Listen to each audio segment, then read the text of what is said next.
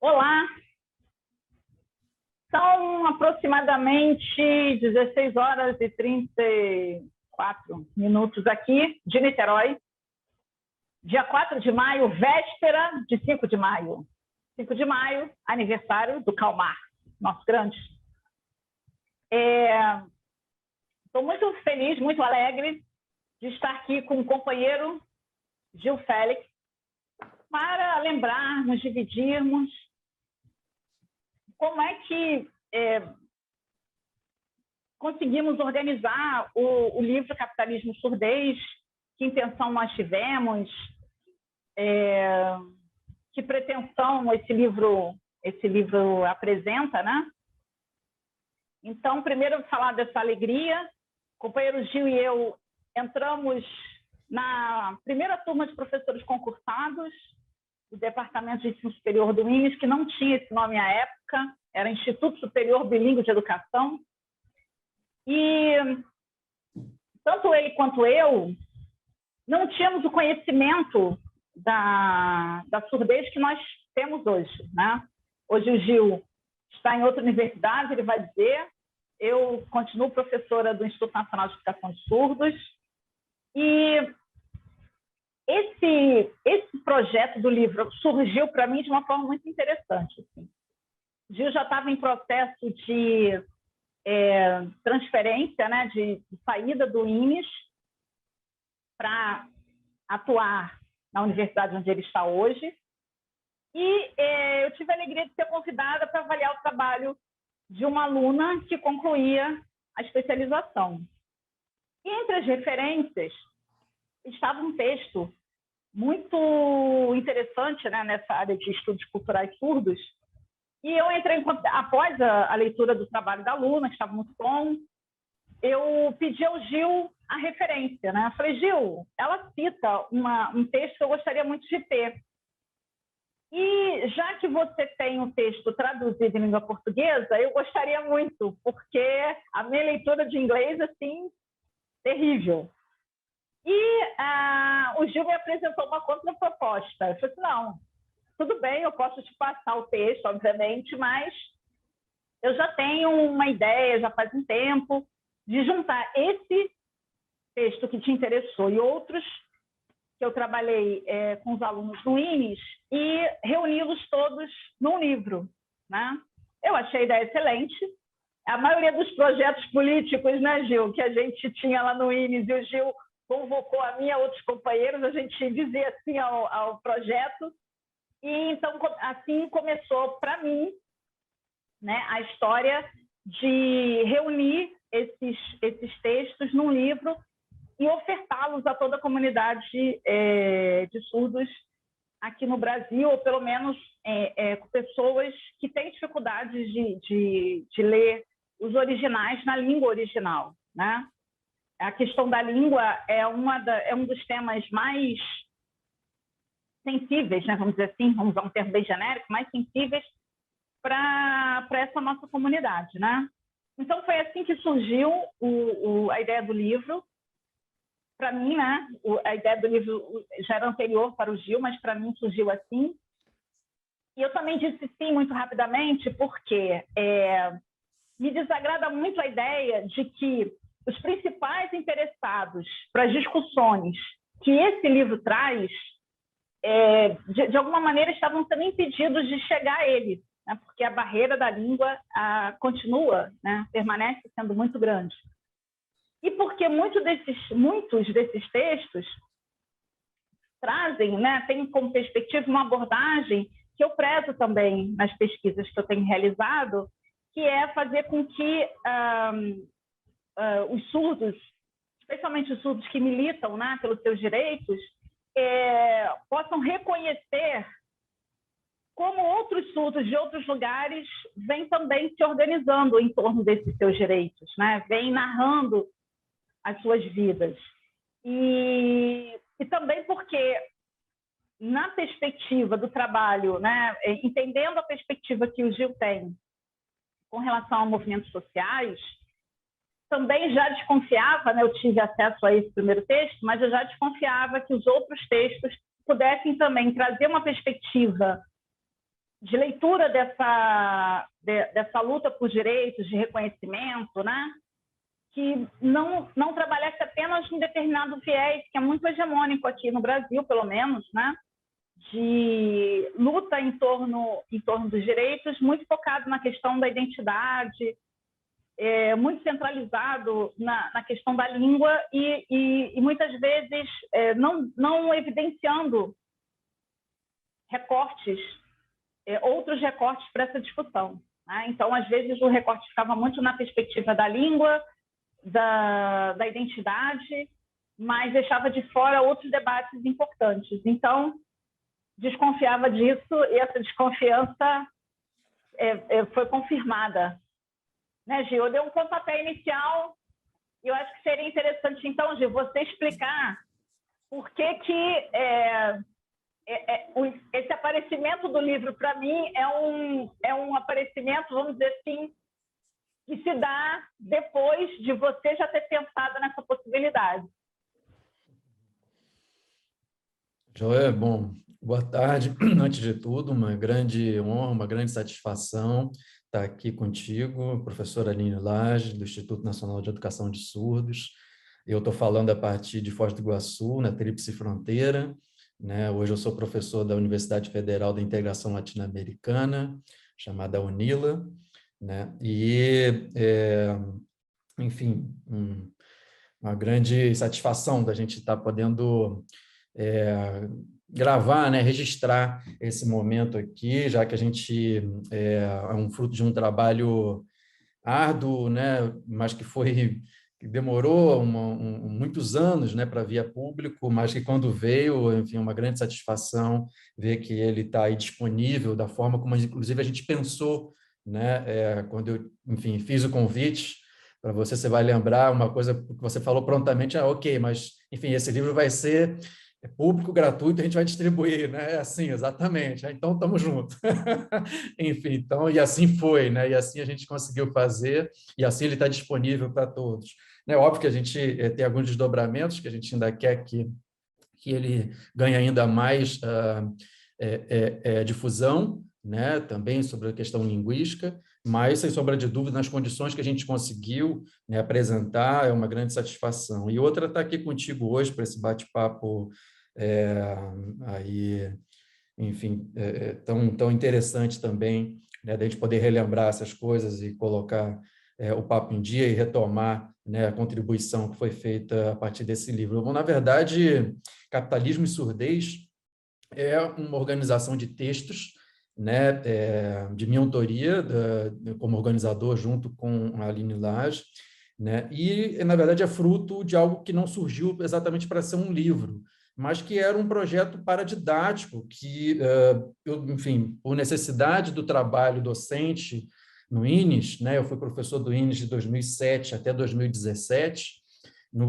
enfim, ao me deparar com a sala de aula, né, e, em especial, com a extrema paciência e o acolhimento dos estudantes frente à nossa inexperiência, frente ao nosso desconhecimento do campo e tudo mais, né? Eles foram extremamente acolhedores, extremamente pacientes, né? E nos davam textos e traziam questões, né? E, enfim, foi a partir disso, e ao me deparar com algumas questões que circulavam, com os próprios textos, né, que eram indicados, com a leitura na área, né, que eu não só fui fazer na preparação anterior para chegar ao INES, no qual, digamos assim, tive uma primeira aproximação, né, ao estado da arte, assim, do campo como um todo, principalmente da literatura disponível em português, né, na época, mas depois também com os próprios surdos e surdas me dando, né, mais textos para eu acompanhar, quando eu, né, digamos assim, me deparava com algumas questões em sala de aula,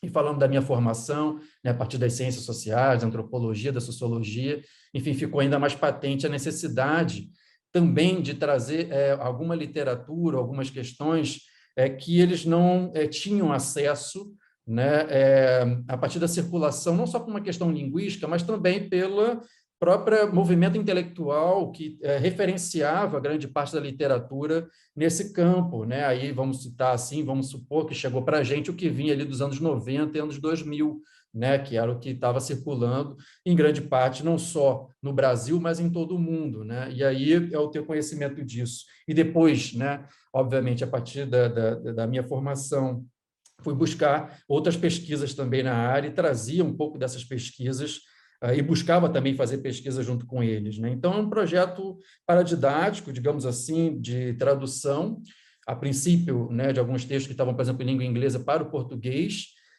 e para inserção no currículo, né? Tradução livre. Eu me lembrei muito do que a gente fazia na minha própria graduação, quando a gente não tinha textos em português, alguns docentes faziam isso, e da geração anterior também, que eram, a gente chamava de traduções livres, né? Traduções caseiras, feitas assim pelos docentes, por grupo de estudantes, né, para a gente circular e disponibilizar o conhecimento de forma mais ampla. Então, eu fui um pouco nesse intuito e utilizava esses textos em sala de aula, ao longo enfim, sempre quando ia abordar questões mais propriamente sociológicas, né, ou, digamos, leituras assim, a partir das ciências sociais, humanas, de maneira geral, para abordar, né, as questões da chamada área da surdez, né, que por mais que tivesse uma corrente, né, que se apresentava como socioantropológica, né, na verdade, as referências mesmo assim de uma abordagem mais propriamente sociológica, antropológica da questão, me parecia que ainda se carecia um pouco,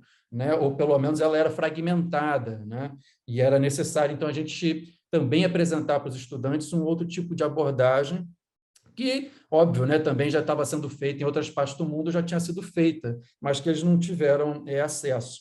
E o importante é que eu vou retomar e vou frisar mais uma vez é que esse meu trabalho era um trabalho que era retroalimentado. Ao mesmo tempo que eu trazia algumas coisas, né, eu só trazia porque eles me incentivavam a pensar nisso, eles, né, obviamente, e ao mesmo tempo que eu levava mais, eles me retribuíam, né, me retribuíam das mais variadas formas, né, digamos assim, com comentários críticos aos textos diretamente, mas principalmente com, por exemplo, relatos pessoais, né, experiências diretas da vida deles como trabalhadores, como moradores da periferia, né, como às vezes como mães, irmãos de surdos, né, que também frequentavam a nossa universidade, tradutores, intérpretes, né, estudantes interessados na formação de pedagogia do INES, de maneira geral. Enfim, todos eles me retribuíam, né? Ou seja, então isso me fazia eu buscar mais e mais, né, digamos assim, informações para deglutir aquilo que eles vinham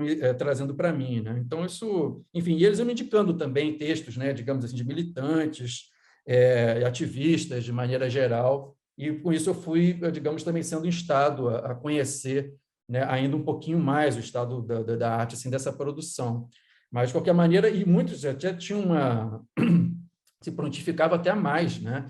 Me ajudavam até a fazer algumas versões, assim, também de algum desses textos, ou parte deles, em língua de sinais, o que eu ficava ainda mais, né, satisfeito para a gente tentar levar adiante a discussão, né? Isso, óbvio, também se dava junto com a nossa própria participação, né, junto ao movimento associativo de servidores, né, e depois também o movimento sindical, né, de servidores, a formação da própria seção sindical vinculada ao Sinasef, né, o Sindicato Nacional de Servidores da Educação Básica e Profissional, né, e de um movimento que vinha, né, de gerações anteriores à nossa, de algumas décadas já, que vieram a formar o que era a Associação dos Servidores do INES, né, que, por sua vez, antes era a Associação dos Docentes, né, e uma associação dos técnicos, né? Enfim, então tinham, né, afines dos funcionários, e a gente foi fazendo esse trabalho de recomposição,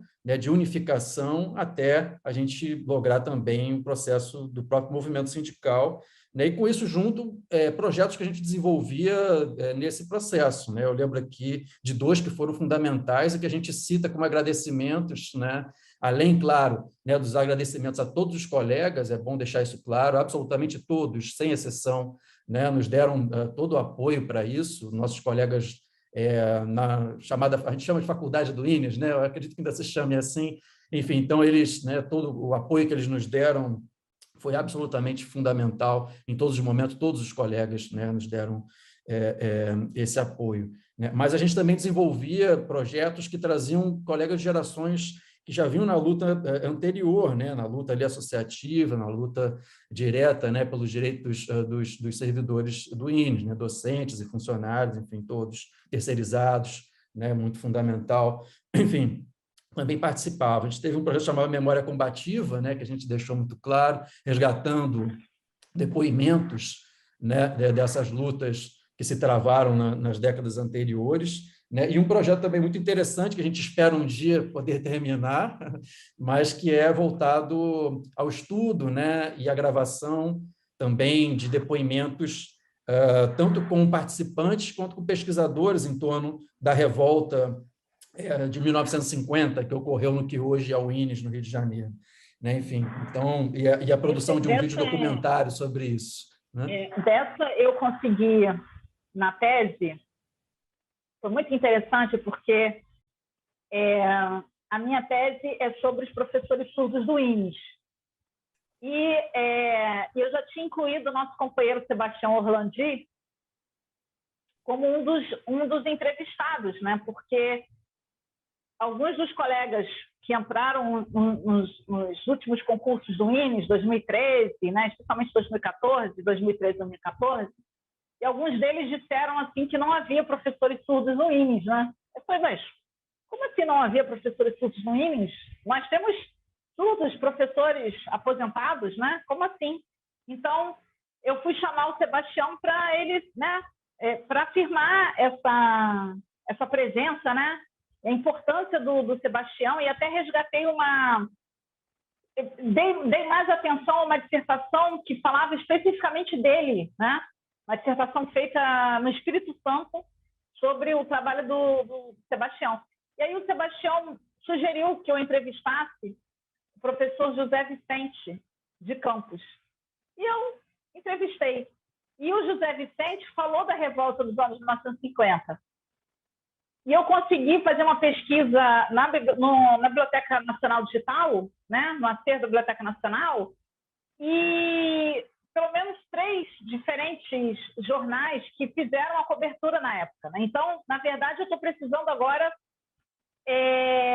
de uma colaboração para avaliar esse material, né? Porque uma das coisas que deu para compreender nesse levantamento jornalístico é que o Melo Barreto, que era o diretor que assumiu lá no INES à época, ele tinha sido exonerado de Vitória por maus tratos aos alunos. Só que o jornal alegava que ele tinha uma amizade com o diretor do INES à época, então ele teria sido transferido para o INES para dirigir o INES, né? Então, assim, esse projeto os 2 projetos a gente tem que andar, né? Mas esse segundo, eu gostaria muito de dialogar com alguém para a gente movimentá-lo também, né? É sempre tudo aos poucos, né? Sim, pois é. Bom, mas vamos, né, retomar aqui que esse a gente conseguiu finalizar e está a público, né? Os outros a gente já está com material, né? Está todo disponível, inclusive, né, nos arquivos e no acervo da Associação dos Servidores, e também com a gente, que fez parte desse projeto. Então, já temos aí, né, alguns depoimentos fundamentais, entrevistas belíssimas gravadas, né, para esse que é um fator também crucial, né, conforme os colegas que são pesquisadores e a gente aqui também foi se deparando, né, com os próprios depoimentos feitos pelos servidores, né, e pelos internos, pelos professores do INES e tudo, antigos estudantes, associações de surdos, de ex-estudantes também, né? A gente foi vendo o quanto que foi importante esse fator, né? Essa revolta, ela foi crucial no desdobramento do que, inclusive, hoje o INES, né? A própria designação de INES vem, obviamente, a partir dessa revolta dos anos 50, né? Dos anos 1950, no qual, enfim, foi fundamental. Né? Esse tem ainda pouca informação, né? Digamos assim, registrada sobre ela. Então, a gente é um material belíssimo que, sem sombra de dúvida, a gente tem que disponibilizar, eu imagino que dentro em pouco. Com certeza, acho que essa vai ser a nossa próxima tarefa aí, a tentar terminar, junto com os outros colegas também que já participaram, né, que estão todos aí citados também no nosso livro. Mas, enfim, aqui do livro, mais especificamente, né, também com a minha redistribuição, né, para a UNILA, eu, enfim, não queria guardar esse material que eu tinha feito, né, que eu utilizava em sala de aula, E então falei, bom, vou disponibilizar isso publicamente, né? Comprei mais essa briga aí, digamos assim, para tentar fazer isso.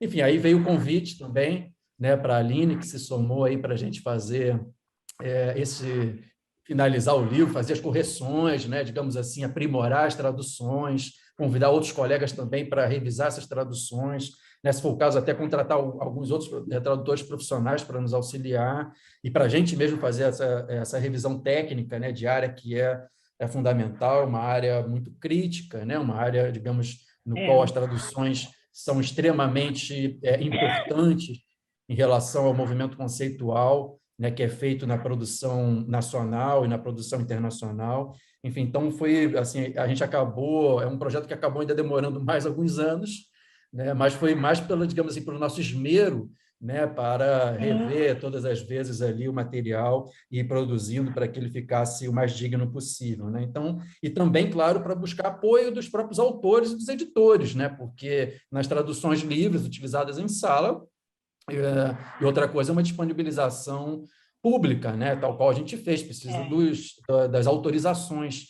E, para nossa satisfação, eu tive adesão assim imediata de todos os autores Muito bom. e também dos editores, né? Que algumas vezes nos deram, inclusive, a autorização exclusiva para o nosso projeto, né? Quando a gente expôs qual seria a característica do nosso projeto, nos deram, né, a autorização exclusiva para a tradução e veiculação tal qual está no livro. Então, fica aí também o agradecimento, né, aos todos os autores, de maneira geral, né, e também aos editores, algumas vezes detentores dos direitos autorais desses textos científicos, né, que foram publicados.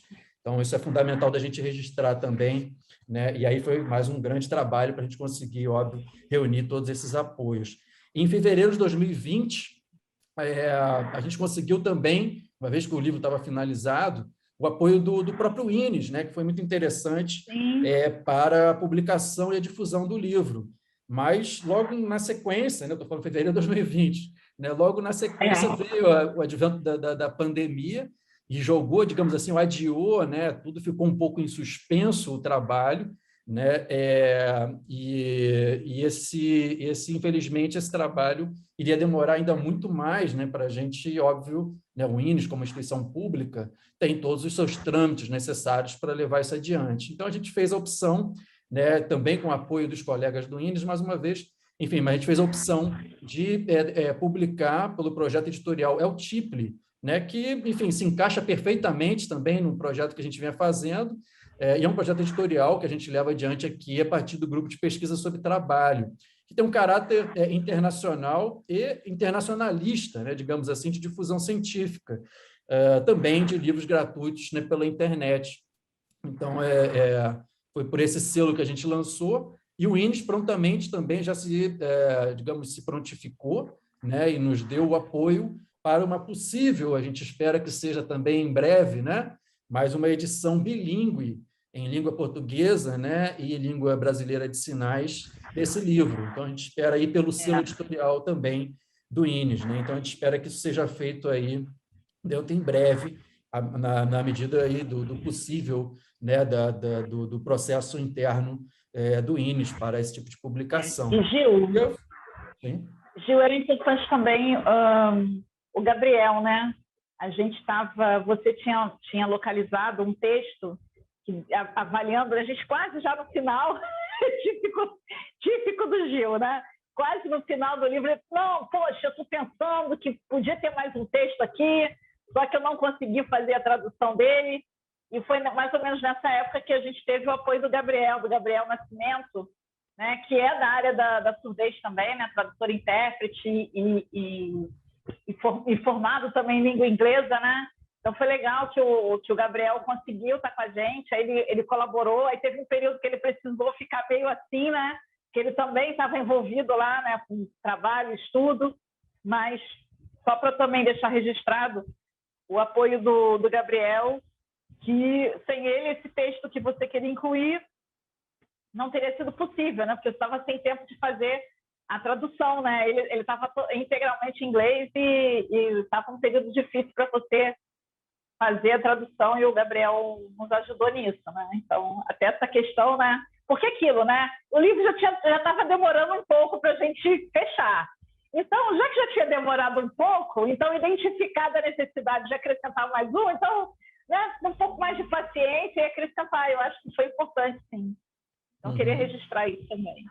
Então, fundamental, assim, apoios, imagina, eu fui fazer o cálculo aqui para a gente conversar hoje, né? E são mais ou menos 14 ou 15 anos esse projeto, né? Digamos, quando iniciou, que eu nem sequer tinha muito claro que seria um projeto, nem muito menos que viria a ser um livro depois, mas, enfim, já se vão aí mais ou menos 14, 15 anos. Nisso daí, muitos colegas, né, intérpretes, ajudaram das formas as mais variadas. E é bom a gente citar, né, o contexto de trabalho desses colegas, particularmente, é absolutamente crucial e fundamental. Quando a gente chegou no INES, esses colegas eram terceirizados, né, e a gente fez um processo do qual, né, eu tive a honra de participar, a Aline também, e muitos outros colegas no INES, né, um processo ao revés, extremamente importante, né, a partir da luta deles mesmos também, foi inclusive desterceirizar esses colegas, né? Hoje eles são hoje são servidores, né? Digamos assim, tal qual nós somos, os docentes, os demais técnicos, né? Quando a gente chegou, eles eram colegas terceirizados,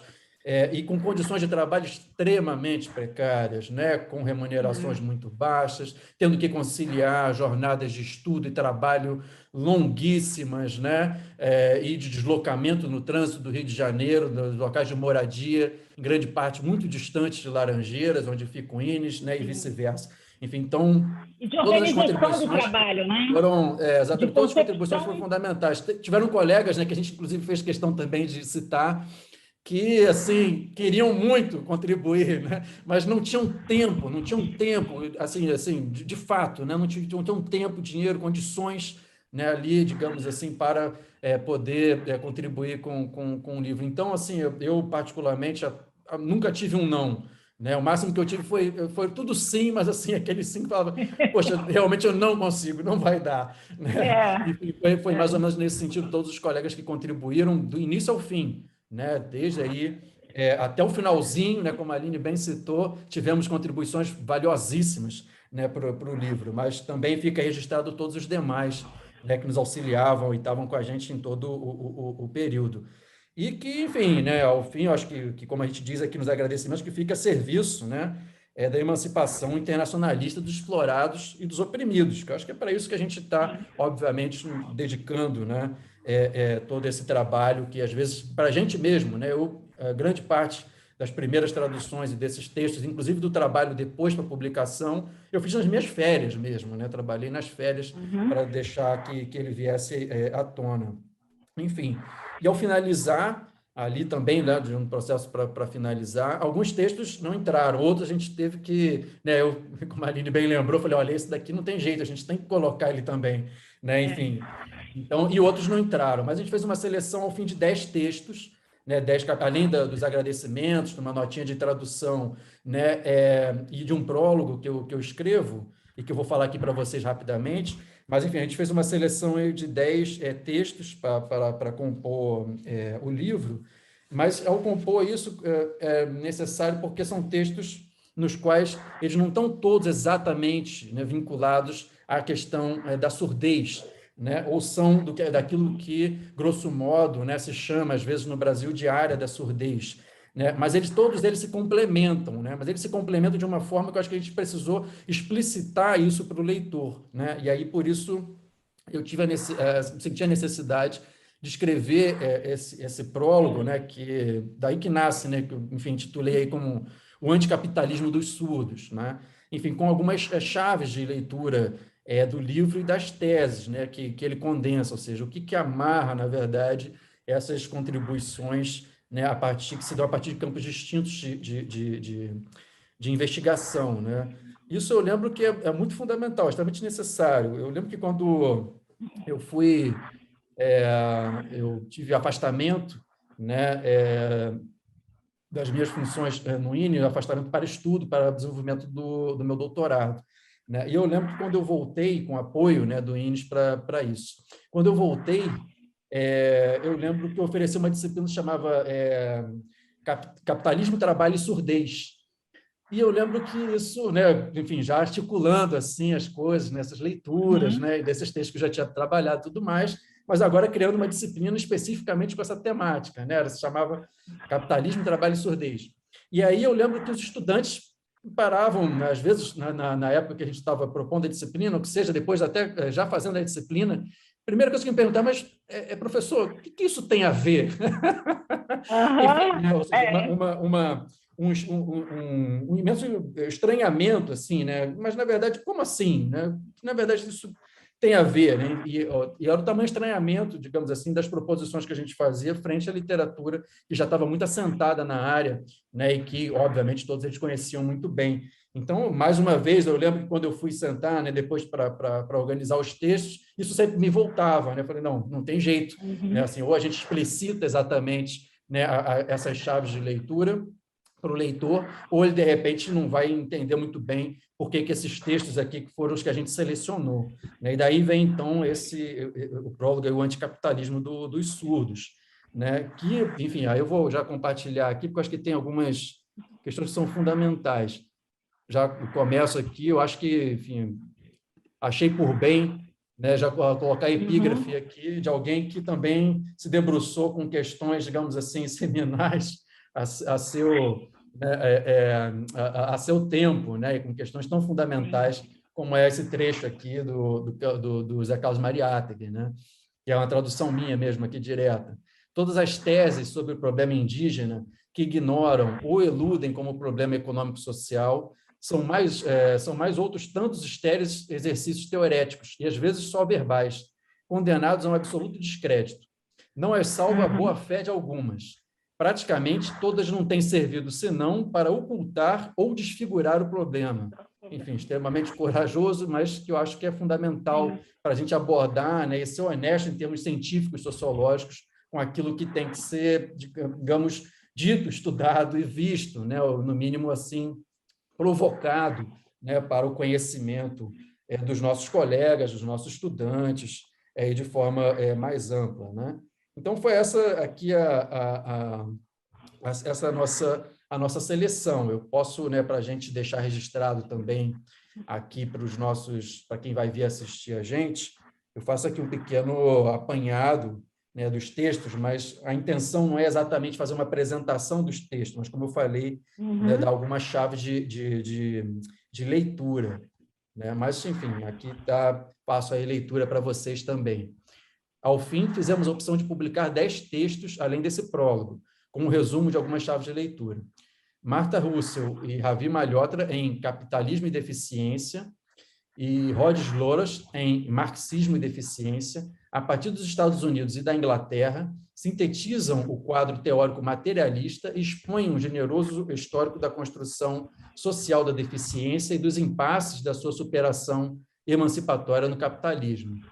Asa Laurel, em A Saúde e Doença como Processo Social, é um texto originalmente publicado em castelhano, né, na Revista Latino-Americana de Saúde, demonstra o caráter histórico e social da doença. Fato que, em especial nas formações sociais dependentes, né, como é o caso óbvio do Brasil, é incontornável para qualquer tipo de abordagem sobre a questão da surdez. A partir dos Estados Unidos, James Woodard e Harry Markowitz sistematizaram que seria uma das primeiras e mais influentes abordagens baseadas em teorias da etnicidade com relação aos grupos sociais de surdos usuários de línguas de sinais. Já Nora Gross, em Todos Aqui Falavam a Língua de Sinais, e Robert Johnson, em A Língua de Sinais e a Concepção de Surdez em uma Aldeia Maia Yucateque Tradicional, divulgaram pesquisas com dados que demonstraram a natureza social e histórica da deficiência, a partir de uma investigação sobre a surdez hereditária em uma ilha nos Estados Unidos e sobre o campesinato maia, no México. Johnson também aborda as condições sociais da ausência e da produção de identidade entre surdos, o que Nakamura, em U-Turns, Death Shock e os Art of Hearing, Identidades Surdas Japonesas nas Fronteiras, em um extrato da sua pesquisa etnográfica junto aos surdos no Japão, também desenvolve em termos históricos, demonstrando em destaque suas transformações ao longo do século XX, né? Junto ao processo econômico, social e político mais amplo, tanto nacional, né, no caso do Japão, quanto mundialmente. Tanto Johnson quanto Nakamura desenvolvem analiticamente seus achados empíricos, contrastivamente com o contexto dos surdos e dos seus estudos, né, dos estudos sobre os surdos nos Estados Unidos, que, no mínimo, desde os anos 1980, tem sido referência mundial, em geral, né, e brasileira, né, no Brasil em particular, esses estudos, né, enfim. Junto a esses estudos e pesquisas, inserimos contribuições das nossas próprias pesquisas, né, a fim de apoiar os interessados na leitura crítica da produção mais recente da área na surdez do Brasil. Celeste Kelman, Aline Lage e Maria Carmen Torres, né, em presença de Vygotsky nos estudos brasileiros, publicam dados de pesquisas recentes sobre as citações dos textos de Vygotsky nos estudos no Brasil. E eu mesmo, né, Gil Félix, em Construção Social da Diferença e Culturalização da Surdez no Brasil, que foi um texto meu, originalmente publicado em formato de um paper para a reunião brasileira de antropologia de Belém, em 2010, sistematiza algumas das principais teses desses estudos e das lutas de classificação que envolvem os especialistas e os surdos enquanto grupo oprimido e estigmatizado, né? Enfim, então são esses aí os textos. Mas acho que o principal, né, que é importante de frisar é o que eu já cito aqui, né, digamos, imediatamente, que é o quê? A tese principal, né, que conecta as distintas contribuições dos textos selecionados para esse livro é a constatação de que a condição surda contemporânea é fruto do processo sócio-histórico que levou ao surgimento do modo de produção capitalista e é, portanto, tal como qualquer outra, uma condição social e historicamente constituída. Junto com tal modo de produção, também se transforma, né? Uma vez que tal condição constitui-se enquanto uma condição deficiente, isso é, socialmente descapacitada, sendo dessa forma oprimida e tendo, a partir dela, interesses sociais contraditórios e, ao mesmo tempo, antagônicos aos interesses da classe dominante na sociedade capitalista, né? Enfim, então, a partir das mais diferentes abordagens, essa talvez seja a questão que é importante da gente frisar, né? E só que, enfim, é importante deixar claro também que, como já ficou, né, na primeira apresentação e cada vez mais, que adentrar nessa questão, né, com uma abordagem propriamente sociológica, né, ou atenta aos processos sociais, né, e uma condição surda nesse aspecto que a gente chamou atenção aqui, sócio-histórico, isso significa também a gente esbarrar em limites disciplinares, né? Porque, obviamente, são campos disciplinares que, digamos, vão apresentar investigações a respeito do que se chama surdez, por exemplo, ou da área da surdez, e que nem sempre, ou quase nunca, dialogam entre si, né? E desenvolvem suas pesquisas de formas desconexas. Coisas que você, obviamente, quiser fazer uma análise propriamente sociológica, você vai ter que enfrentar e reconectá-los, né, necessariamente. Algo que é extremamente difícil, né, digamos assim, para um pesquisador que se aventura nessa área, que eu, enfim, eu sou só um leitor, não me coloco como um pesquisador da área, tá certo? Enfim, não desenvolvi, né, pesquisas, mas, enfim, só li e contribuí a partir das pesquisas que estavam sendo feitas e desenvolvidas, já tinham sido feitas, né? Mas, então, enfim, isso é algo que está colocado, ou seja, né, obviamente, o objeto não seja necessário para qualquer outro, né? Mas, nesse caso, né, ele, digamos assim, deixa uma sinuca de bico para o pesquisador que ele necessariamente, né, com outros objetos, às vezes o pesquisador acha que isso não é necessário. Ponto. Mas tudo bem, avancemos. Nesse caso, ele não tem a menor condição de enfrentar a questão que não seja de uma forma interdisciplinar, né? Enfim, necessariamente vai estar envolvido em muitas questões e ele vai se deparar com as limitações da sua própria formação, como eu mesmo também me deparei, eu tenho certeza que a professora Aline Lage também, e todos os demais colegas, né, que se lançam aí para a pesquisa na área da surdez, né? Então, enfim, isso é uma questão. E a outra, que é ainda mais gritante, né? É porque, enfim, as questões que envolvem a condição surda contemporânea, eles têm um sentido profundamente arraigado, não social, né? Digamos assim, no senso comum, né? Ou seja, não se aborda nem de longe a questão da surdez, né? Ou seja, sob uma perspectiva sócio-histórica, muito pelo contrário, a perspectiva é necessariamente biologizante, né?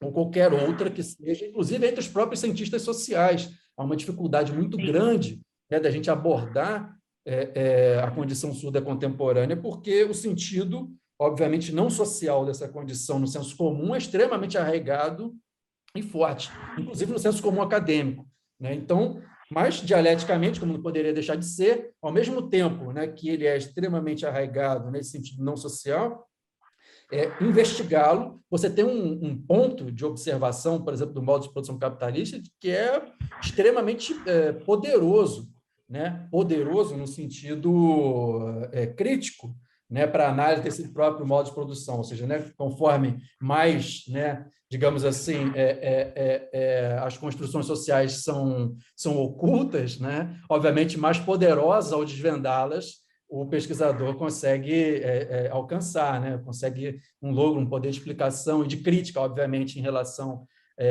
na mesma proporção com que esses fatos foram ocultados, digamos, grosso modo. Enfim, então, e nesse caso aqui, eu acho que isso também que fique, né, como um incentivo, que eu acho que além, obviamente, da gente difundir, né, essas pesquisas, muitas que já são pesquisas, inclusive, muito antigas, né? Mas, enfim, além da gente difundir essas pesquisas, que têm não só um valor científico, mas um valor histórico-científico, digamos assim, né?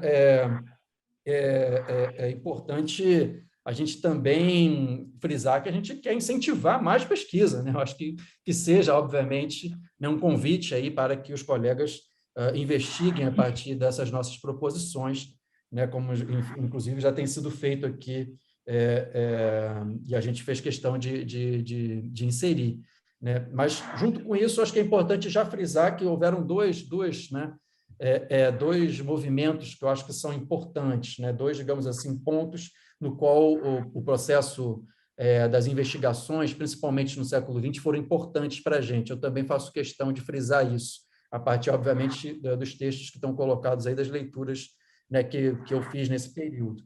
Primeiro, é o fracasso, né? O fracasso das políticas sociais para uma suposta resolução do que se pensou o problema social da deficiência, né, em todo o mundo, em particular naqueles países centrais, né, digamos, e inclusive tiveram os movimentos sociais deficientes mais fortes, né, como no caso dos Estados Unidos e do Reino Unido, no qual a gente tem, inclusive, dois bons textos aí que dão um histórico a respeito disso e das limitações dessa luta, né? O quanto que, mesmo, digamos assim, num contexto de estado de bem-estar social sustentado, né, pelo colonialismo, pela superexploração, digamos, dos países dependentes e tudo mais que a gente sabe, mesmo nesse contexto, né, que, digamos, se procurava, sob um pacto colaboracionista, né, das condições de reprodução da classe trabalhadora para esses países, né, ou digamos, da maioria, né, das frações de classe desses países, para não todas especificamente, mas, obviamente, para a sua grande maioria, mesmo nesse contexto, né, essas políticas foram fracassadas, né, e sequer conseguiram avançar, né, para retirar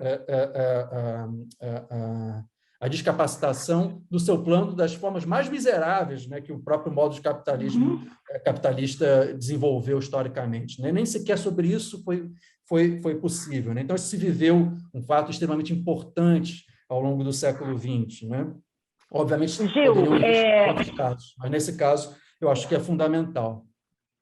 Corroborando isso que você acabou de frisar, mês passado aconteceu um seminário organizado pela Fiocruz e uma série de entidades ligadas a pessoas com deficiência para debater a avaliação, né? Os processos de avaliação biopsicossocial da deficiência estão muito atrelados à questão do trabalho, né? E um dos pesquisadores que colaboraram foi uma brasileira que, se eu não me engano, está colaborando para uma dessas agências da ONU, e ela frisava exatamente a perspectiva, assim, ela comparava a legislação brasileira com a legislação internacional, a legislação com a qual ela costuma trabalhar, né? E ela avaliou que, desse aspecto, a legislação brasileira estaria muito mais avançada, né? Porque houve aquelas convenções, né? Uma série de encontros e tal, e muitos países, embora sejam signatários dessas convenções, não implementaram ainda muita coisa a esse respeito, né? E aí, no Brasil, a gente estava observando que muita legislação foi implantada, mas que não tem, né, necessariamente correspondido a uma concretização, né? Então, você não tem um avanço real. E uma das questões que estavam sendo denunciadas nesse seminário era a própria situação na avaliação de quem precisa ser afastado por motivos de trabalho e como a pessoa com deficiência no Brasil precisa peregrinar em diferentes departamentos para conseguir comprovar a sua situação, né? E como o capacitismo e tudo isso mais tem pressionado, né? Então, é um pouco isso que você está falando, quer dizer, um pouco não, né? Isso que você está falando, né? De certa maneira, essa legislação evidencia, né? Não a contradição do discurso, né? Mas como é que é uma espécie de encobrimento, né? Você apresenta uma legislação que, por exemplo, parece defender os direitos da pessoa com deficiência, quando, na atualidade, uma coisa que você destacou que foi muito importante para nós do INES, né? A modificação, a transformação que o INES conseguiu estabelecer quando o tradutor-intérprete se torna quadro efetivo do Serviço Público Federal, isso lá em 2011, 2013, mas em 2018 essa situação é retirada pelo governo Temer, né? E novamente passa a ser terceirizada essa atuação tão importante, né, para a gente na educação de surdos, e a gente conta com o governo atualmente que defende a perspectiva de que os tradutores e intérpretes devem trabalhar como voluntários, né, nas instituições de ensino e nas instituições que atendem pessoas, né, que usam língua de sinais. Então, é isso que você está dizendo, né? Então, quer dizer, mesmo nos países considerados centrais, né, que nos colonizam, vamos dizer assim, né? Eu como psicóloga, né, fazendo uma tradução, não conseguindo reproduzir necessariamente a linguagem que você traz, né, a linguagem conceitual que você traz, mas é isso, né? Na atualidade, o que nós vemos são muitos militantes, e muitos desses militantes também pesquisadores que têm apontado para isso. Só que eles denunciam esse quadro que você está descrevendo para nós, mas não dessa forma, né? Isso também aponta uma necessidade que nós temos, pessoas como você, que se não pesquisa mais, né, a área da surdez não é um tema central para você, eu acho que existe, né, para vocês aí, da UNILA, que fazem, né, toda essa reflexão em torno da questão do trabalho, também traduzir esse debate. Porque o que eu sinto muito falta, Gil, é que os movimentos surdos sejam agitados por essas reflexões, né? Então, eu faria esse adendo, né, esse acréscimo nesse primeiro aspecto do processo histórico no século XX, que, né, estamos vivendo aqui ainda, né? Ainda no século XX. Uhum. Perfeito, Aline, perfeito. Muito obrigado.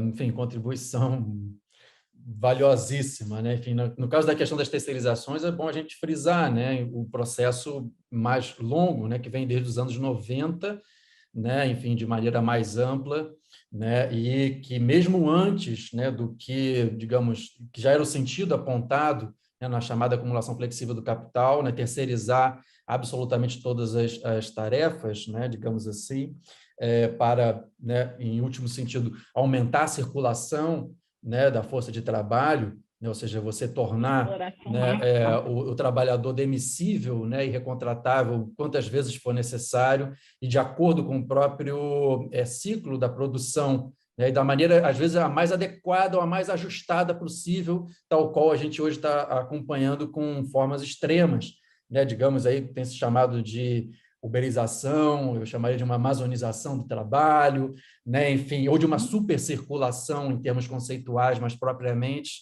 né, mas, enfim, uma maneira, digamos, de torná-los a força de trabalho, aumentar sua circulação, né, a amplitude da sua circulação e adequá-la, né, ao processo de acumulação capitalista hoje. Né, isso, obviamente, para quem vende a força de trabalho, vive do salário, né, só sem essa sua fonte de acesso aos meios de vida, né? E hoje, ao contrário do que se pensava, né?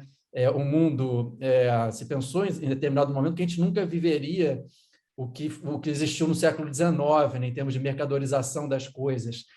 E hoje, né, no início do século XXI, o século XIX é fichinha, né? Ficou fichinha, ficou coisa pequena, né? Em relação à mercadorização dos meios de vida como um todo, né? Então, aqueles, né, a grande maioria, que inclusive tem aumentado em todo o mundo, que só tem a sua força de trabalho para viver, né, para, digamos assim, acessar esse mercado, acessar seus bens de vida, exposta a condições de supercirculação, você imagina, né? E no caso dos surdos, né, que, digamos assim, historicamente, né, se constituíram e se reproduzem socialmente enquanto exército de reserva, né, e é isso que a gente tem que pensar, ou seja, relacionado necessariamente ao trabalho, né, enfim, né, tendo trabalho como uma centralidade na vida social, no qual os surdos não estão fora, muito pelo contrário, né, ou seja, então a gente tem que entender justamente essa condição a partir disso, e aí aproveitando, né, a boa deixa, né, digamos assim, lá que nos deu o próprio Mariátegui, né, pensando aí inicialmente sobre a questão do problema indígena, né, ou seja, então a gente só vai conseguir realmente avançar quando a gente tiver uma visão de totalidade, né, ou seja, uma perspectiva de totalidade, né, a respeito da condição social surda é fundamental para a gente avançar, né? Não dá para a gente imaginar o que vai se passando, né, inclusive em termos identitários, se a gente quiser avançar, se não for também a gente não abordar o que está acontecendo no mundo do trabalho mais geral, de forma ampla, no qual eles se inserem e se reproduzem, né, na condição de exército de reservas. A gente não entender, por exemplo, que hoje quase, né, a classe trabalhadora como um todo, em todo o mundo, né, avança para uma condição na qual as condições, as situações de ativo e de reserva cada vez mais se confundem, né? Ou seja, a gente tem algumas frações de trabalhadores que é difícil a gente diferenciar, né? Ou eles alternam de uma forma tão grande que já torna quase indistinta a situação de ativo e de reserva. Isso mostra, mais uma vez, a importância da gente estudar a condição surda contemporânea, né? Ou seja, só quando a gente vai estudar, né, as propriedades da reprodução social sobre a condição de exército de reserva, a gente pode entender, inclusive, o que está se passando com a classe trabalhadora em termos mundiais, né? Ou seja, então, um movimento tanto que vem, né, em termos de totalidade, né, tanto que vem a partir, né, digamos, do que acontece em todo o mundo, quanto também o que a gente pode, né, e deve, né, observar o que se passa com a classe trabalhadora em todo o mundo a partir da condição surda contemporânea, né? Então, enfim, mais uma vez, aí a importância, eu acho que da gente abordar, né, e o quanto que, enfim, esses fatos estão se passando. Sobre isso, acho que outra coisa a mais, né? Eu frisei que a gente teve 2 movimentos, esses já estão na literatura, né? Eu estou aqui falando de outros que a gente talvez ainda tenha que fazer, mas alguns, óbvio, já foram feitos e são muito importantes. Um é esse, que eu acho que você muito bem complementou, né? Eu chamei aqui a atenção para a questão do fracasso das políticas sociais, inclusive nos países centrais, no chamado período de estado de bem-estar social, né? Então, algo, digamos assim, a gente tem que pensar, né, em termos críticos aí para abordar a questão importante, claro, fundamental, mas e também as suas limitações, né, no quadro da superação dessa condição, no quadro das relações de produção capitalista, né? Enfim, então essa é uma, né? Ou seja, dá para a gente, né, ter como parâmetro justamente aqueles próprios países que tiveram um fracasso, né? E mesmo com a luta valorosa, né, dos movimentos, né? Movimentos extremamente importantes, né, como foi o caso aí dos Estados Unidos e principalmente do Reino Unido, né? Enfim, mas por outro lado, eu vou frisar aqui também algo importante que está na literatura e que eu acho que também nos auxilia, e aqui especificamente o movimento no âmbito acadêmico-científico, né, que também foi importante, que se dá principalmente, né, quase toda a literatura é referenciada muito, como eu citei ali, com o processo dos Estados Unidos, né? Mas dentro do próprio Estados Unidos, os colegas de lá já, digamos, fizeram um movimento importante em termos sociológicos de avanço, né? Num primeiro momento, era muito baseado nos desdobramentos da revolta da Universidade de Gallaudet, de 1988, eles fizeram uma revolta muito grande em torno por um reitor surdo na universidade, que ganhou uma grande repercussão, e isso vai influenciar os estudos que vêm sendo feitos em todo o mundo desde os anos 80, em grande parte, mas eu chamo a atenção principalmente para o desdobramento da segunda fase desse movimento intelectual, né? Que se atentou mais porque eles chamaram de variações internacionais, né?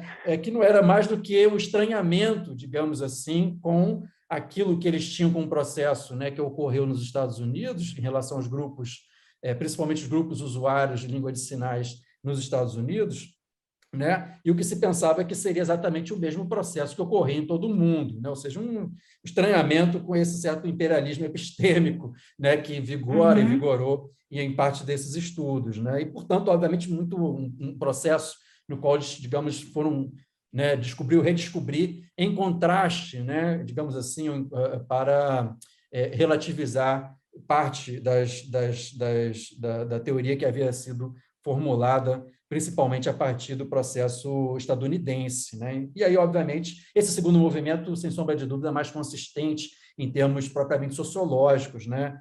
Para a investigação da condição surda como um todo, da condição surda contemporânea. Mas, de qualquer forma, como eu reforcei, eu acho que ainda há necessidade, né, de estar colocada, fundamentalmente, de reconectar campos, né, que se desenvolveram isoladamente, né, e que a gente, inclusive a partir de Brasil, né, de uma formação dependente, no qual a gente tem que acessar o conhecimento que é feito, né, nos grandes centros e, ao mesmo tempo, produzir conhecimento crítico, a gente tem condições, eu acho, ímpares, né, para também fazer contribuições importantes. Mas, sem sombra de dúvida, levando em consideração, né, acho que dois fatores. Primeiro, acho que esse da totalidade, da importância, né, das abordagens da condição surda ser levado em consideração a sua totalidade, e nessa constituição histórica e reprodução social enquanto o exército de reserva, né? Então, assim, questões específicas, né, da opressão sobre esse tipo de condição. Eu acho que isso que é importante. Mas, além disso, eu gostaria também de frisar, eu acho que eu friso algo ao qual eu sou extremamente grato, né? Mas grato em termos intelectuais, porque ninguém exatamente falou isso para mim, mas me fizeram pensar, né? E me fizeram pensar em algo que eu acho que assim, o trabalho que eu fiz para esse livro eu faria 1000 vezes, milhões de vezes mais para retribuir isso, esse tipo de pensamento, né? Que principalmente os meus estudantes no INES me forneceram, né? Claro, também o trabalho com os meus colegas, o meio, de forma geral, os estudos, né? A partir dessa condição, né? Pensando sobre a condição surda. Né? Eu, enfim, então deixo claro aqui que eu sou, né? Costumo dizer que eu sou muito grato, né? Aos surdos por isso, né? Eu explicitei mais ou menos, vamos ver se está aqui, talvez no texto fique, para eu não me alongar muito, mas diz, né? Assim, contudo, ao mesmo tempo que essas contribuições permitem avançar em uma perspectiva propriamente materialista e sociológica dessa condição, né, esse segundo movimento que eu frisei aqui, intelectual, desses pesquisadores nos países centrais, eles também permitem um ponto de observação com possibilidade de contribuições teóricas ainda relativamente inexploradas. Nesse caso, especialmente por conta da perspectiva inequívoca de não neutralidade das forças produtivas, ou seja, da clareza com que uma perspectiva anticapitalista tomada a partir da condição surda permite ao teórico concluir que as forças produtivas não são neutras, né, mas sim fruto de materialização histórica das relações sociais, de produção capitalistas e da luta de classes. Né? Há um horizonte teórico vasto, né, nesse caso, ao se pensar a condição surda, com Marx, concreta historicamente, né, junto com ele, mas no que seria um desenvolvimento das relações de produção capitalista do que naquilo que outrora foi definido sem adjetivos, né, como desenvolvimento das forças produtivas. Né? Bom, além disso, né, considerando que em tempos atuais, a mercadoria é força de trabalho, né, como eu já citei, pensando desregulada e re-regulada de forma a se adequar plenamente às flutuações próprias de um regime de acumulação flexível do capital, há também um recrudescimento das opressões fundadas no ato de compra e venda dessa mercadoria, assim como na superexploração do trabalho e na reprodução social que advém de uma condição de classe cuja situação ativa de reserva se alterna continuamente para uma parcela cada vez maior de trabalhadores, como já citei. Né? Nesse sentido, enfim, aqui eu pulo um pouco, mas eu volto. Né? Mesmo quando utilizada, né, mesmo quando utilizada sob perversas ideologias de sustentabilidade e responsabilidade social por parte de grandes corporações empresariais, qualquer pesquisa sociológica independente, né, e conduzida sobre métodos minimamente claros de produção dos dados demonstra que as relações de trabalho perduram reproduzindo socialmente a deficiência, né, ao contrário do discurso, né, que se faz aí, digamos, para, inclusive, produzir lucro na circulação de mercadorias com a imagem da boa inclusão, chamada inclusão nos Sim. estudos, no mundo do trabalho, principalmente, que eu estou me referenciando aqui, mas a gente poderia ir mais além, né, na exploração perversa, né, e comercial que grandes corporações, por exemplo, fazem, né, e extremamente cínica também, porque qualquer boa pesquisa demonstra que, obviamente, isso não acontece para a grande maioria, e muito menos, às vezes, para aqueles ali que eles até usam como exemplo. Mas, enfim, tendo essas tais ideologias, lucratividade voltada para o plano da competição midiática, né, e da busca de poder de mercado, que caracterizam os processos de realização das mercadorias produzidas por essas corporações e, grosso modo, a esfera da circulação. Isso porque, nesse momento, né, tal perspectiva social, né, a perspectiva social da condição surda contemporânea, digamos, né, é profundamente antilucrativa, justamente por ser, ao mesmo tempo, substancialmente diversa e solidária, né, ao contrário das relações de produção capitalistas, que são necessariamente desenvolvidas de maneira normalizadora e competitiva, né? Ou seja, eu sou extremamente grato, né? E, como disse, faria todo esse trabalho 1000 vezes para retribuir, né? Obviamente, o que a concretude do estudo sobre a condição surda nos dá, né? Que é a abordagem de que, em termos históricos, né? Ou seja, você constituir, né, um modo de produção no qual segrega a parcela, né, da humanidade e as relega a não participar nesse processo de produção e, ao mesmo tempo, você aumenta a produtividade do trabalho sem a presença desses, significa também você criar nas coisas, né, para não ficar aqui só na questão das máquinas, mas nas coisas de maneira geral, na forma de produzir, na forma central do trabalho, que é a única forma que a gente tem de reprodução, né, dos homens em coletivo, digamos, né? Ou seja, você coloca nas coisas nas quais a gente trabalha, né, cada vez mais a impossibilidade ou a antilucratividade dessas pessoas estarem juntas, né? Então, por isso que, né, obviamente, o sentido, né, colocado por esse desenvolvimento não é um sentido neutro, muito pelo contrário, né? A gente tem necessariamente que adjetivar, né, as forças produtivas como capitalistas, né, que é algo muito distinto de um avanço da produtividade do trabalho sobre a perspectiva, no caso da condição surda, que vai ser necessariamente diversa e solidária, né? Ou seja, vai ser avançar a produtividade do trabalho de uma forma que essas coisas nas quais a gente reproduz nossos meios de vida, eles necessariamente estejam presentes, né? E necessariamente estejam também representados, né, nesse aumento da produtividade, ou seja, a gente conseguir cada vez mais ter mais tempo para fazer o que a gente quiser, que não é o que acontece, obviamente, no capitalismo, muito pelo contrário, né? A gente está ficando desempregado, e desemprego, né? Não tem nenhum lazer no desemprego, né? Muito pelo contrário, só tem sofrimento, e nem angústia. é um ócio criativo, e nem é um ócio criativo também. Muito Um pouco é um ócio criativo. muito menos, né? Gil, Angústia, morte e luta pela sobrevivência. Então, só para frisar, acho que só realmente, né, de que a perspectiva vai ser necessariamente outra, né, desse avanço da produtividade do trabalho, que tem que ser necessariamente adjetivado, né? Então, sobre isso, eu sou extremamente grato, né, aos surdos, a todos que, enfim, estiveram aí comigo, estão comigo, e a gente mantém essa interlocução.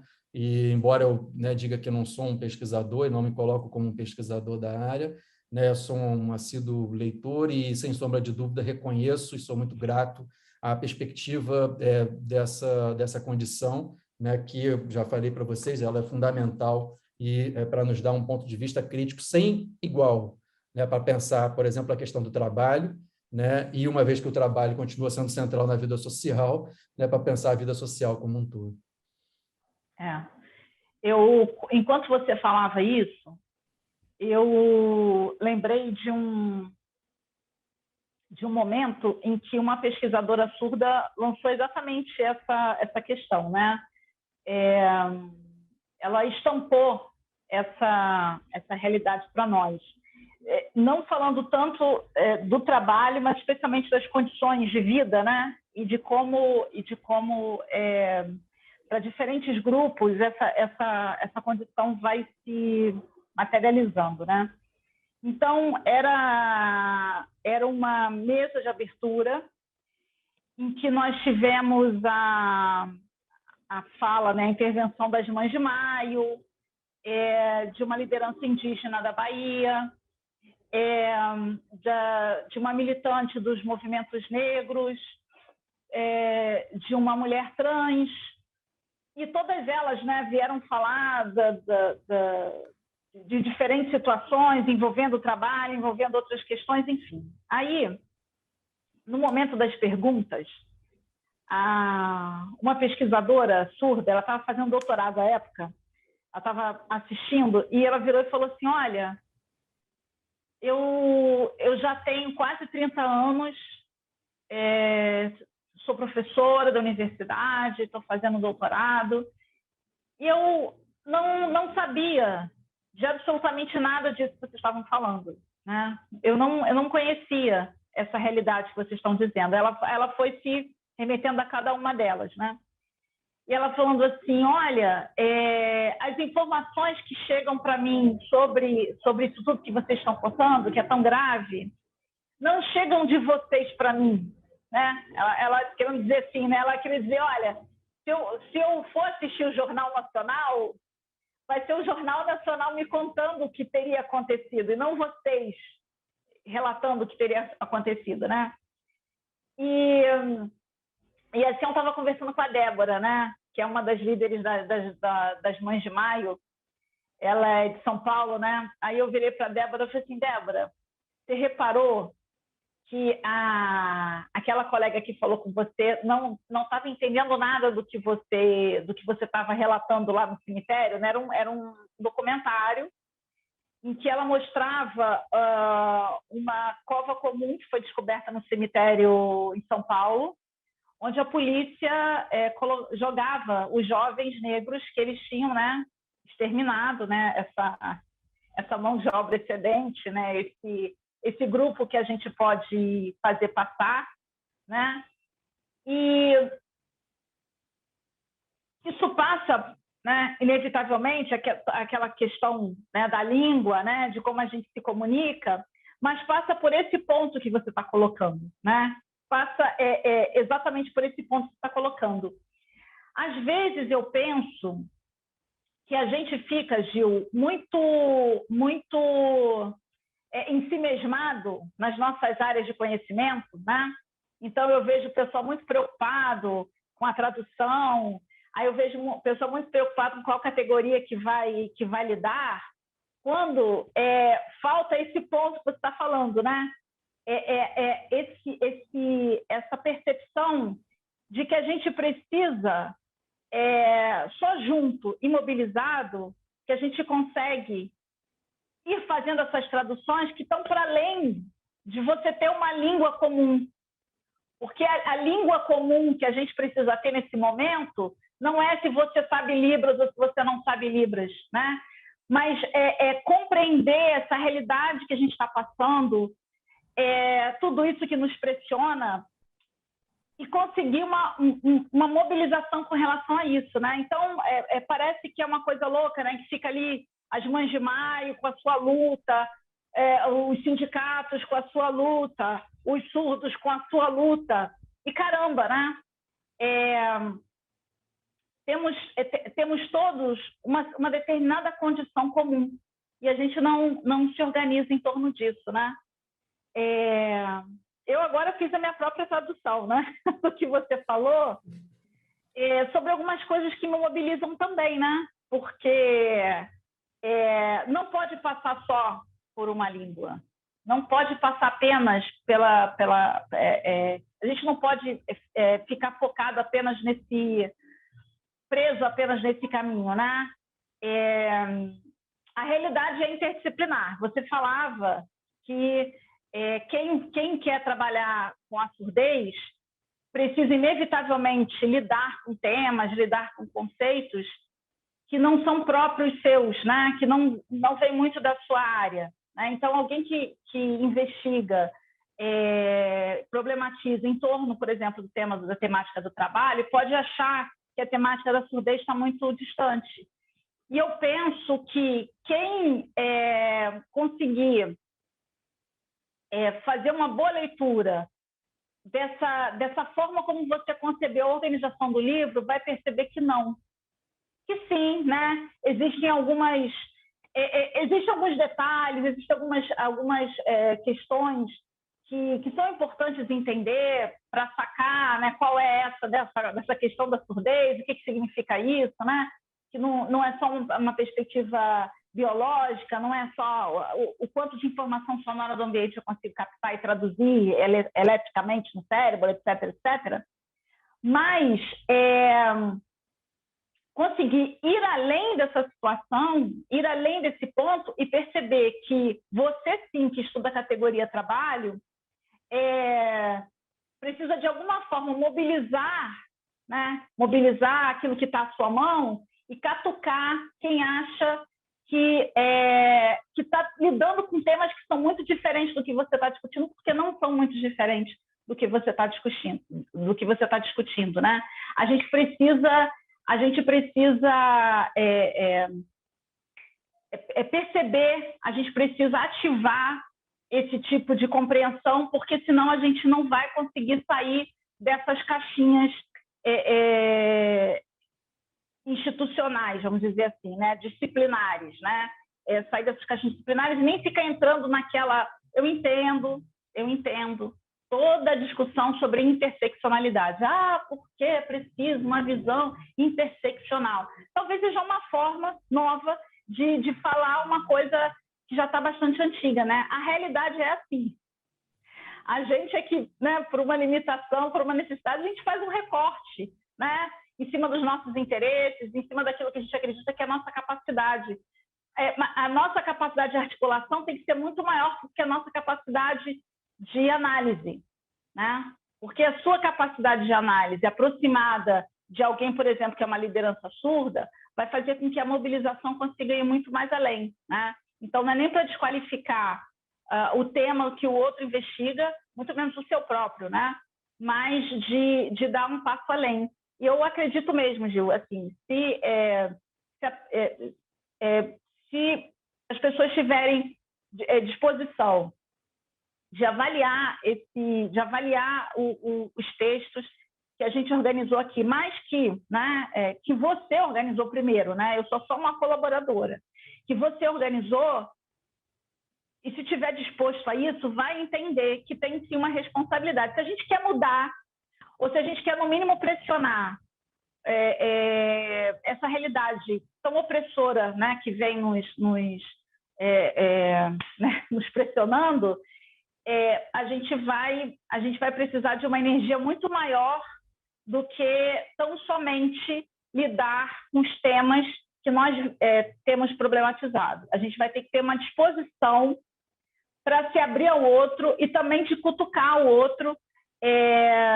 Às vezes vai ser uma crítica fraterna, né? Como às vezes eu tenho necessidade de fazer quando eu ouço coisas assim, por exemplo, nós lutamos por uma normalidade surda. Aí eu preciso falar assim, pelo menos do ponto onde eu consigo ver. Eu falei assim, olha, talvez a questão seja a gente abrir mão de normalizações, né? Talvez a ideia de normalizar é que, né, dá um ruim aí para o que a gente está pretendendo, né? Porque você só inverte a lógica, quer dizer, você só se coloca num polo invertido da lógica, porque a lógica permanece. Então, que se dane a norma, né? A norma não nos serve, a norma é que nos tem pressionado. E, entre outras coisas, né? E tudo feito com muito cuidado, para justamente não ter, ao invés de uma aproximação, de ser um rompimento. Porque o rompimento é aquilo que tem nos pressionado, né? Romper a nossa vida, romper nossas capacidades de expressão, para que a gente possa entender o trabalho de uma perspectiva diferente do que tem nos sido obrigado, né? Então, aqui eu e você estamos por obrigação de trabalho? Talvez sim, né? Talvez na hora de fazer o nosso relatório, que as nossas instituições tão cobram, né? A gente coloque lá que estávamos numa conferência, né? Que nós gravamos nosso depoimento para uma conferência que vai ser ofertada, né, daqui a algum tempo depois que nós editarmos esse vídeo, já que a gente não tem colegas, né, nem na sua universidade você tem, né, na minha eu tenho, um corpo de colegas que entenda de edição que vai editar, porque vai ser você no seu tempo livre, ou eu no meu tempo livre, né, que é um tempo de trabalho, para realizar esse estudo, né? Mas a gente não, o trabalho que nós sabemos que temos também nos dá um outro sentido. Então, a gente não está aqui só por uma obrigação de trabalho, mas a gente também está aqui por uma posição que nós adquirimos e que nós exercitamos durante o nosso trabalho, né? Então, de certa maneira, a gente tenta subverter aquela lógica produtivista que nos pressiona. Nós, professores, né, de nível superior, precisamos fazer conferências, precisamos publicar papers, né? Precisamos mobilizar, virar referência, né? Que bom! Então, que você vire uma referência de alguém que precisa se fortalecer para conseguir mobilizar forças e realizar um trabalho, por exemplo, que faça sentido, né? Que seja uma expressão de vida, que vá contra, né, o que tem tanto nos pressionado nos dias atuais. Eu também tentei, ao dialogar com as fontes, né, que falam do Vygotsky, além do próprio Vygotsky, trazer um pouco essa perspectiva, né, de um autor que, quando se apresenta na União Soviética, né, que ainda não era a União Soviética, mas pós-Revolução Russa, para fundar uma nova psicologia, uma psicologia que não fosse partida, uma psicologia que não visse o homem ou como corpo ou como mente, né? Mas que fosse uma psicologia que entendesse o homem, né, como um ser completo, né, integral. Ele se apresenta como alguém que quer pesquisar a surdez, que quer pesquisar a cegueira, que quer pesquisar crianças que, à época, eles entendiam como pessoas com retardo mental, deficiência mental. E quando ele propõe uma perspectiva de estudo do desenvolvimento humano, né? Não é só de desenvolvimento humano, mas de estudo da condição humana, para além da questão de uma normalização ou de um padrão, né? O que definiria um padrão humano, mas a variabilidade humana, né? Porque as crianças surdas, por exemplo, de que forma a criança surda se desenvolve? Não do ponto de vista quantitativo, em comparação com uma criança em outra condição, né? Mas aquela criança que está na sua frente, né? Que está à sua frente. Então, isso é bastante forte, né? Quando a gente observa as conclusões que o Vygotsky chegou, a maneira como ele problematizava a realidade, a maneira como ele lidava com o método, a maneira como ele se negava a usar a contribuição marxista, né, marxiana, né, ou a contribuição de Marx, como uma espécie de nova Bíblia a ser seguida, né, mas entendendo que Marx tinha bolado um método de investigação que ele sim era bastante interessante. Como é que ele pretende? Bom, se o Marx usou esse método para tentar entender o modo de produção, para tentar entender o capitalismo, como é que eu trago esse método para entender, para fundar essa nova psicologia? É incrível, né? E como é que as próprias crianças surdas que ele investigava o obrigaram a mudar a investigação, o obrigaram a entender que as crianças estavam informando para ele algo que ele não tinha parado para pensar, né? Então, é bastante interessante a gente ver o movimento de um epistemólogo, né, de um metodólogo, sei lá, que subverte completamente aquilo que ele tinha pensado, né? Então, cara, primeiro ele acha que os surdos tinham que aprender a falar para conseguir ser educados, depois as crianças surdas mostram para ele que não, que aquela língua que eles teimavam em usar era absolutamente necessária para pensar qualquer projeto de formação, né? E que o projeto de formação que melhor formaria a criança surda é um projeto coletivo, é uma educação coletiva, que se mesmo que do ponto de vista estratégico você precise juntar as crianças surdas com outras crianças surdas, né? Mesmo assim elas teriam que conviver na escola não como objeto de formação, mas para pensar a escola como um todo, né? Então, uma educação coletiva, coletivizante, né? E não individualizante, né? E não biologizante. Então, o nosso capítulo também pretende, né? De onde a gente pode falar, que é da psicologia, trazer essa discussão, né? E alinhar essa discussão para o que você também estava encaminhando ali na antropologia, né? Nas ciências sociais, de uma discussão que nos convoca a esse olhar da realidade, pressionando e tudo isso que reforça o individualismo, tudo aquilo que vai se filiando, né, a uma ideia de homem individualizada, individualizante, né? E espero que a gente tenha conseguido fazer esse exercício, né? Genial, genial. Enfim, fico aqui também. Acho que o capítulo, né, o artigo que vocês acrescentam no livro é de uma contribuição assim que eu, particularmente, quando você me mandou, né, enfim, já está aí, enfim, devidamente citado nisso nessa apresentação também, né, e eu sou de uma gratidão assim sem tamanho, né, a vocês três que escreveram aí o artigo, enfim, acho que é uma contribuição fundamental. E as suas colocações, enfim, só tenho a agradecer também. Genial, muito obrigado. Bom, eu acho que a gente está se encaminhando para o final. Eu queria só dividir com você, Gil, algo que eu já comentei, né, na nossa troca de e-mails, para que a gente pudesse se organizar para estar aqui hoje. Atualmente, eu tenho atuado em 2 grupos de pesquisa com o nosso companheiro Maurício Rocha Cruz, que também foi nosso companheiro no sindicato, né, na CINES. A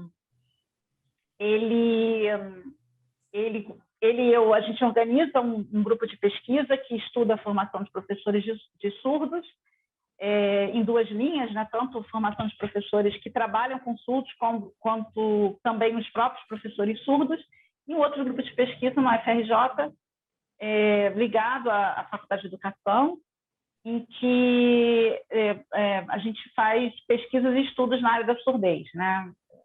Uma área um pouco mais ampla. E lá a gente tem estudado e debatido o texto, estamos fazendo debates, né, sobre os capítulos, e eu queria dividir aqui que está sendo muito, muito importante esse debate, e que os colegas, em geral, têm dado um retorno, dizendo que, sim, que eles entendem que o que os autores trazem, né, na discussão. A gente começou lendo os textos da Nora Gross, falando da Ilha dos Surdos, né? Como se pronuncia mesmo o nome da ilha. Agora eu estou aqui. Vineyard. Todos falavam língua de sinais. Oi? Isso mesmo, é isso daí. Ela publica Então, já faço aqui o agradecimento também a ela, que nos deu... Prontamente nos deu a autorização para a tradução e publicação de um capítulo do livro, né? E da editora também, né, que ela publicou esse livro, se não me engano foi 85, 86, ali mais ou menos isso, e a gente publicou um capítulo, né, que é esse Crescendo Surdo nessa ilha, Vineyard, né, e um artigo de difusão científica que ela publicou um pouquinho antes, cuja revista também nos deu autorização, e a gente tem que ser também muito grato aqui para a difusão, né? Uhum.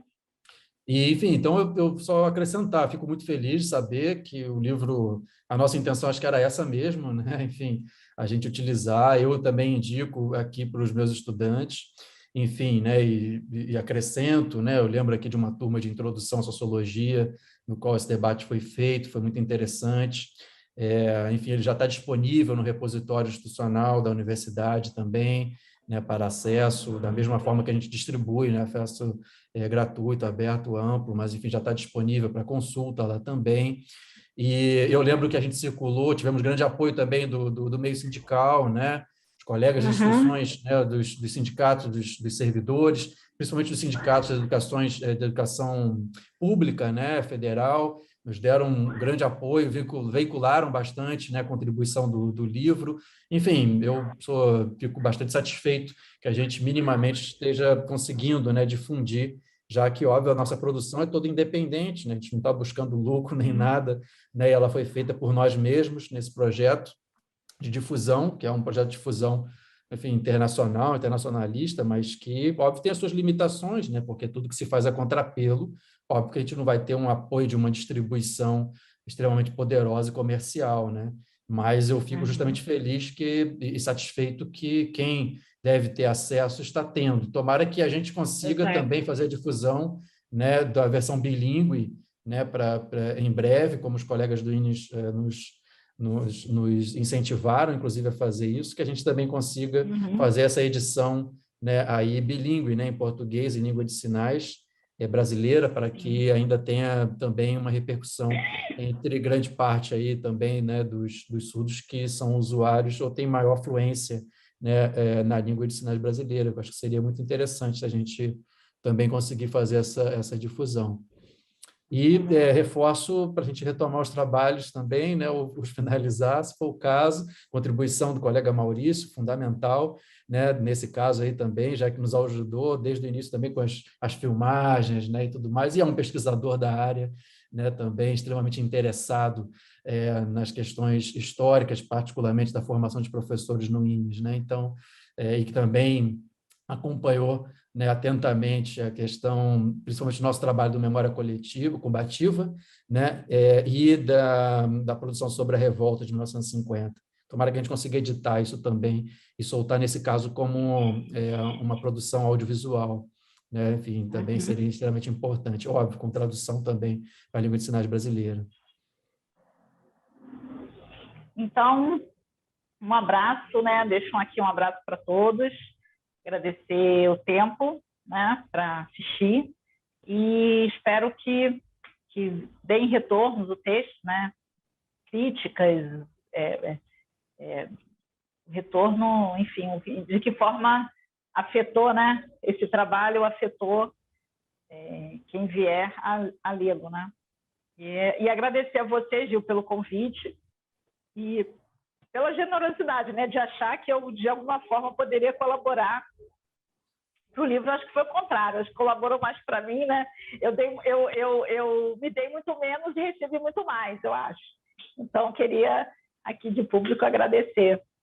E vamos ver se a gente consegue implementar os outros dois, né? Colocar na rua também os outros dois projetos. Vamos lá. Joia, eu que agradeço, muito pelo contrário, contribuição fundamental, e sem essa contribuição o livro não estaria aí do jeito que está, e muito menos, né, com essa abordagem que a gente está fazendo. Então, sem sombra de dúvida, eu tenho que agradecer a parceria, a colaboração e a coorganização do nosso livro, Capitalismo e Surdez. Está aí. E que, né, fique, mais uma vez, né, a serviço da luta dos explorados e oprimidos, particularmente, né, dos surdos e surdas. É isso, gente. Tchau, tchau e uma boa tarde. Boa tarde.